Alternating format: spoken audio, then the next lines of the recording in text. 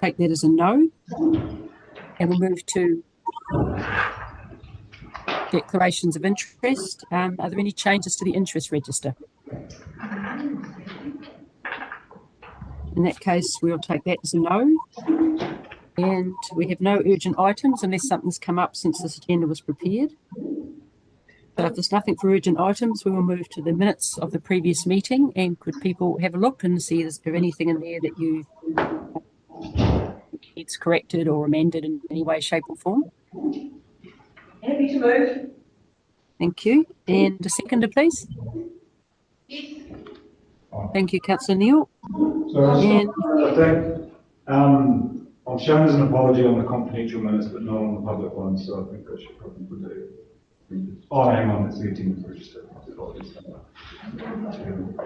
Okay, then. So could we change the motion to include an apology from Councillor Phillips, please?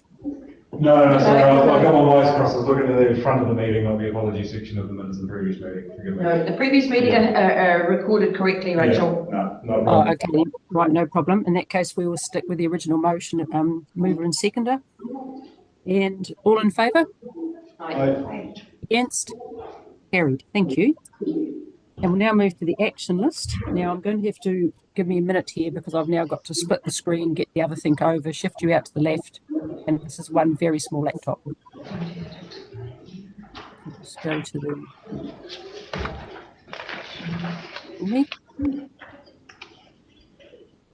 Right. Lift coming up now.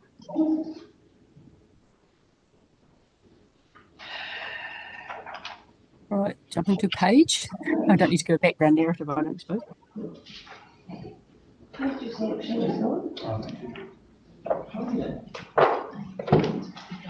Oh, annoying. This was working perfectly fine about 3 days ago when I was doing the same thing. What page is the action list on? 2010. 10 on one. Yeah, 10. Oh, it's just the 2 lines, isn't it? Actually, I'll just go full screen. That will be easier for the moment.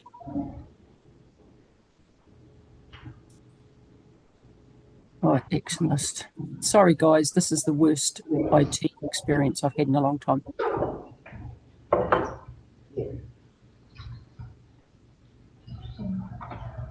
Right, action list. Here we go. Right, quarterly report financial. Clarify the allocation of unplanned maintenance expense for the Hokitika swimming pool. Has that come through yet, or is that still in progress? Through the chair, I can advise that I've done some background investigation into this, and it is some maintenance items that were expended at the swimming pool, including a new disability, well, 2 new disability handrails and some flooring work at the pool. So that's Okay, well, thank you for that. Has anyone got any further questions around that? Because if not, I personally feel we can remove it from the agenda as the action item is completed. Is that? Do people agree with that? Yep. And with respect to the workshop, I only actually received a couple of questionnaires back, so I actually need to receive enough to make a compilation, a representation of the thinking of the entire group that received them, or a large percentage of it. So I haven't progressed with that, and unless you would like me to do so between now and, say, well, the 10th of October, I'm happy to do that if people wish to still do the questionnaires. Perhaps you could give me some guidance on that. I'm fine with not proceeding with it. I haven't, sorry, I apologise, but I don't have anything with it. No, I agree with Donna. So is that you're fine with proceeding with it? Is that Just haven't enough done. so should I send out a reminder in a week or so's time then, do you think? For what's that, Rachel? What for? For the evaluation? It's very hard for me to hear. No, I think we've decided that we're not worried about it. We've obviously got elections coming up, and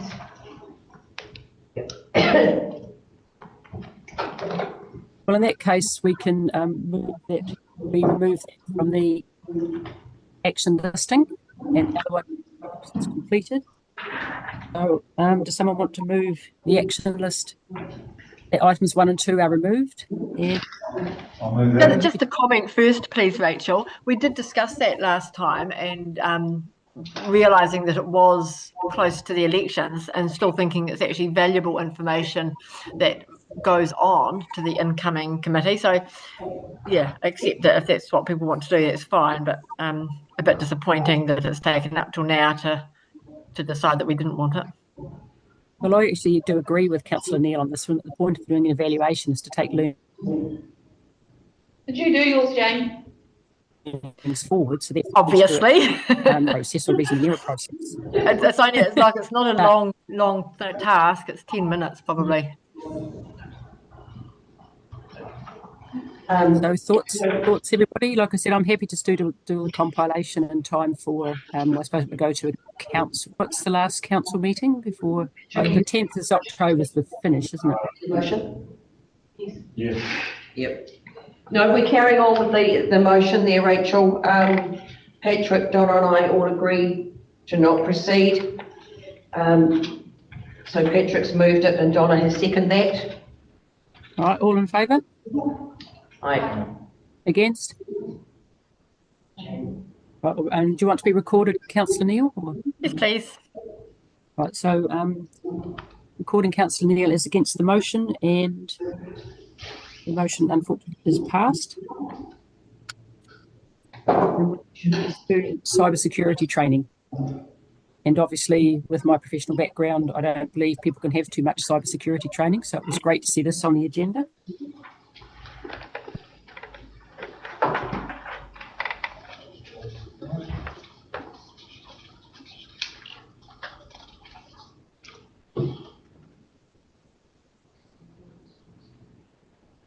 So, Mikhail, whenever you're ready to go. I'm blind because my video is not working for some weird reason, as it was working 2 days ago. Okay, very good. Yep, thanks for the opportunity to speak, and if I can address the committee through the chair. I presented to council a little while ago, so this won't be entirely different. Sorry if you're hearing some of this again. Phishing attacks are now so prevalent that it's now more likely than not in a given year that an organisation such as ours and our size will fall victim to cybersecurity attacks in any given year. To be a little different from last time, I'm going to share a video that's part of the training course that we present to all of you or staff as well. Hopefully this comes through fine. Give me a second to set that up.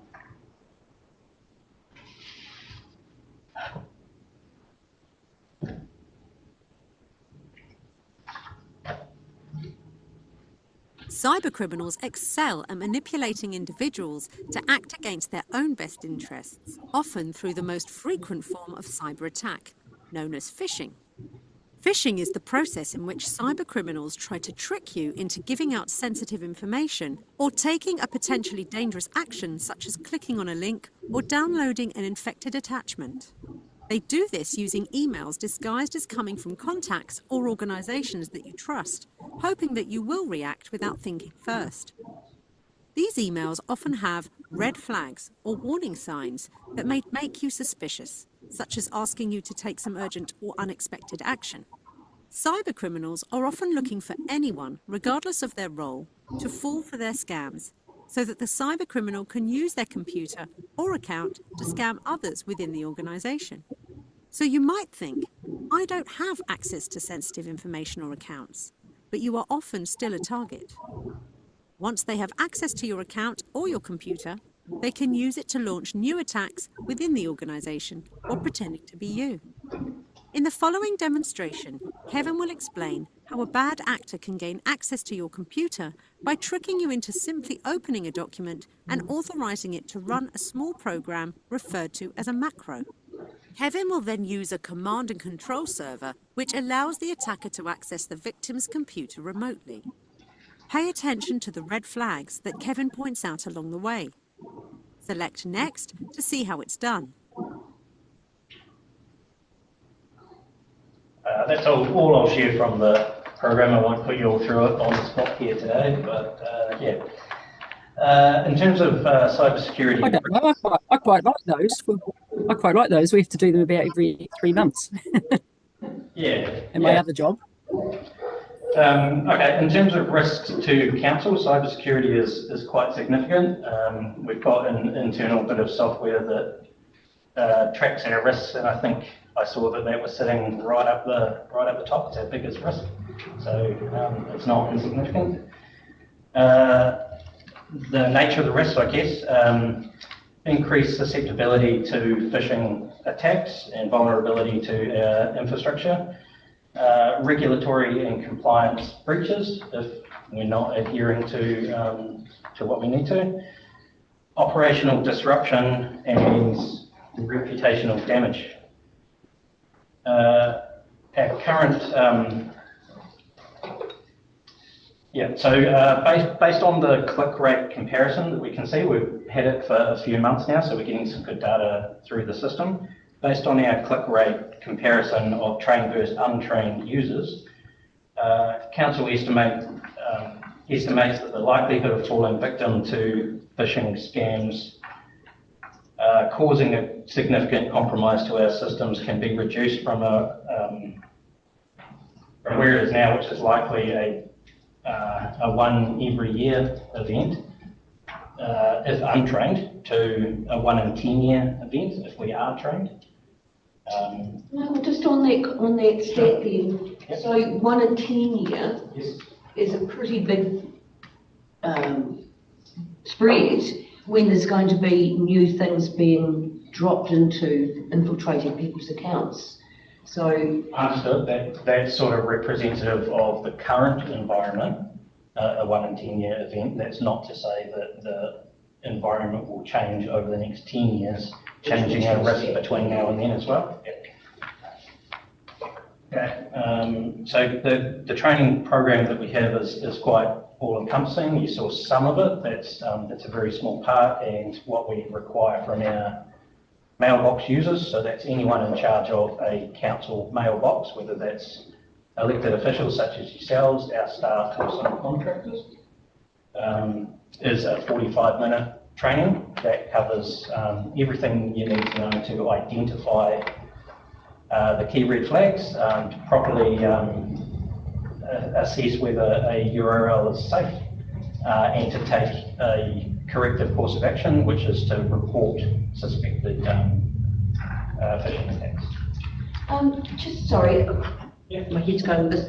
Just thinking about that because I seem to be biting off it in stages, the training, because it's, I'll put the phone and go, something happens, so it's, Yes. that part's done. And that's okay with you guys.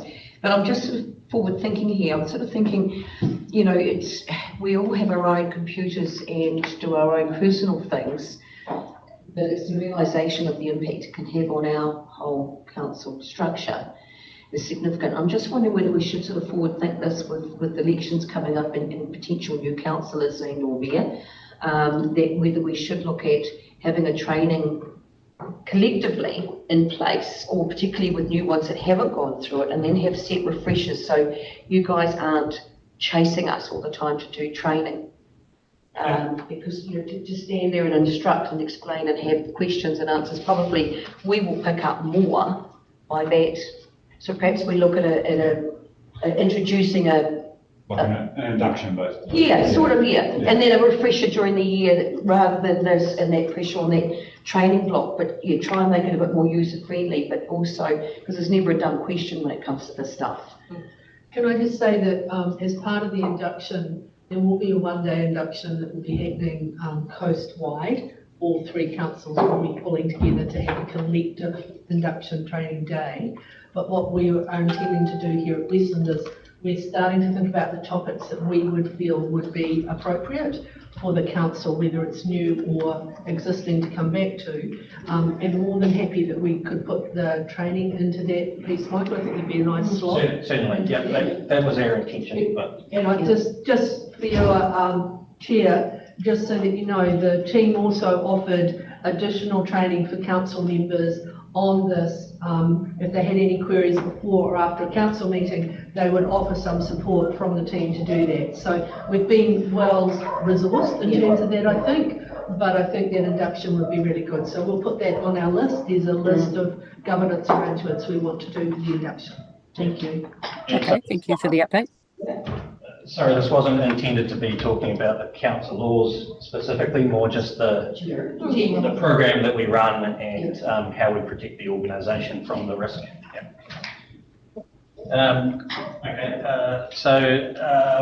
What I shared last time as well, the initial test showed a click rate of 25%, which is clearly not acceptable given the level of risk that it poses. And after delivering the training program, we've seen that reduced to less than 4% in any cycle. So that's a credit to the quality of the course that we're delivering. Okay, and in conclusion, Council has very effective cybersecurity awareness training in place, and there are a small number of users that are not engaging with the program, and that still represents a tangible risk to Council, and it may be that we need to look at some targeted controls if people persist in not taking up the training opportunity that we give them.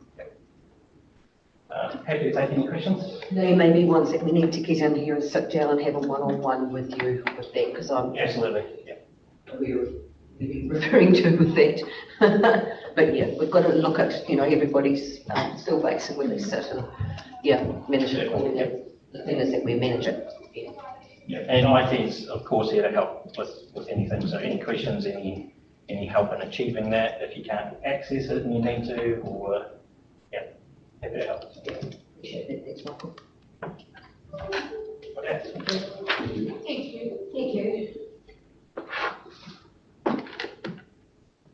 Thank you. Sorry, it took me a while to get my unmute off.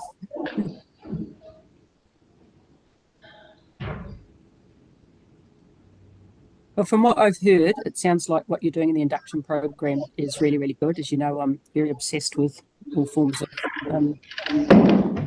cybersecurity and fraud prevention and all those kind of things, and these two work quite closely together. I could also recommend, as part of induction, that you include a session on occupational fraud awareness, which is something that I actually train in, but obviously I can't train you in it because it would be a breach of independence. But I have, for example, done a course in Parliament and things like that, and I really strongly recommend that this also gets included. And I think we can now move to the quarterly staff report, the financial report. Would that go onto the action list, Rachel, what you were just suggesting? But probably wouldn't hurt. What do you think? I mean, it's a recommendation from my professional background and international good practice, in fact, international best practice, that fraud awareness and education is an ongoing thing within all entities. So I'm happy to turn it into a motion that I recommend that is included as part of induction and ongoing refreshers, possibly annually, if someone wants to second it. Yep, I'll second it. Okay, anyone that wants to speak towards that motion? So forgive me, Rachel, I didn't hear that clearly. What was your motion? That along with the induction package that's been put together, that it also includes a session on occupational fraud awareness and education, which is and a refresher every year, which will be the same with the cyber, that might be more frequent, and that is common practice. In fact, it's good practice. In fact, it's internationally best practice, to be honest. And I have personally run this type of thing myself, but obviously I can't for council. So the motion is that the induction package includes a session on occupational fraud awareness, and that refreshers on the same matter are included on an annual basis. And that's for, to be honest, they're good to do them staff-wide, but definitely for incoming elected members. And Councillor Neal seconded that, so does anyone oppose it? Is it a large cost in terms of time, or is it relatively? The method that I and my international colleagues have found very effective, and it's the same with bringing a risk culture into an organisation, is making it fun. And I actually use quizzes for that. So it's like a pub quiz, but obviously if it's public sector You've got to be careful with various things to do with sensitivity. So I can even tell you the Audit Office's guidance on if you happen to be a Cabinet Minister, for example, how much you're allowed to have as a prize. The quiz you can do as a lunchtime learning and maybe an hour. Part of an induction thing, it could be done an hour. And you can extend it a wee bit. The quiz was actually developed with police and also with some input from the Financial Crimes Unit and a little bit of input from the SFO, who I see are also on one of the other items. But in an hour, even 30 minutes can raise awareness, deal with the key points, and it's about raising awareness. I think perhaps the concept's good, but I think as far as putting it into the induction training, there's enough induction training. To me, this is something that would sit at a later time, once you've got to head around everything else, rather than complicate everything else that new people to the table have to get their head around. Sometimes even some of that stuff has to be repeated because there's a lot to take on board when you first come into the council. Okay, so that's 2 for, 1 against. Just a note on that, if you recall in the next document, it refers to the SFO and they're actually going to be looking at corruption in the public sector. And even though, this may move into local bodies, I would suggest that something like this would be a bit of a preemptive strike and show that council is proactive in this matter, which might reduce the potential for Westland to be the first randomly selected council to do it on. Through the chair, what do you think, Barb? Sorry, Rachel, it's Barb. Just in terms of, I think there's a whole lot of things we could unpack here, and I think what we need to do is think about the audiences we're trying to address, and then layer the, I guess, the training and the induction to appropriate levels of audiences. I think it would appear to me that your resolution is sufficient for us to take away and do the work, and then we can apply it as we need to. I think it'll probably be in layers and it'll be staged over time, but I'd like to see it through a framework so that we can actually do it in a regular fashion. So I'm happy to do that. I think your resolution meets that requirement. And just so you know, Rachel, I know it's a little difficult. I'm not sure if you can see us, but it is. No, not very well. You're about the size of a matchbox in the top left-hand corner. Well, that's probably a very good thing, Rachel. Just to let you know that Cody, who's financial, going to provide the financial report, is sitting at the table with me now as well. Thank you. Okay, so with respect to the motion then, I will put it. I have a seconder. All those in favour? Aye. Against? Against? Nobody's against, everybody's in favour, Rachel. Okay, in that case, I will take the motion as moved, and we will now move to Cody and the financial report. Yes, good afternoon, Chair and committee members. Through the Chair, I present the quarterly report for the fourth quarter of the 2024-2025 financial year. This report differs from other quarterly reports. It doesn't include measures reflecting financial performance, as this is part of the annual report process, which is still underway. Other than that, I'll take any questions. Any questions for Cody? I don't have any. You'll be pleased to know. Really appreciate this report and the format that it's in, and the information in it, Cody. Yeah, totally different to what we've had in the past, but it's actually really good to get our heads around this. Yeah, really appreciate that. And we've got no idea at this stage with the Water's Done Well what that's going to do to our rate as far as potential. Yeah, good conversations are underway, as I understand, so very early days. Just off the top of your head, how much has the central government allocated towards the cost of moving to Water's Done Well, and how much of that is gone to Westland? Like, are we in deficit? And as I said, you may not know that off the top of your head. Yes, I'd have to. I've got no idea, so I'd have to look back at that and come back to you at a later date. Okay, thank you. Because feedback I've had from some other councils and ones that are joining together to do a Waters as opposed to doing it alone, that there's quite a significant deficit between the cost and what central government is allocated to be divvied up, so to speak. Yeah, well, thank you. Any other further commentary on the financial report? in which case I will move that the report be received and that the committee receive the quarterly report for April to June 2025 attached as Appendix 1. And could I have a seconder, please? I think I've got everybody. We'll go with Councillor Beard. All in favour? Aye. Against? Carried. Thank you. And I'll now move that we go into public excluded. So, thank you, Cody. So I'll now move that we Risk and Assurance Committee meeting moves into the public excluded session at 1:26 p.m. And could I have a seconder, please? Happy to. Thank you, Your Worship. And all in favour? Aye. Against? Carried. And we'll now have 2 minutes stand down while we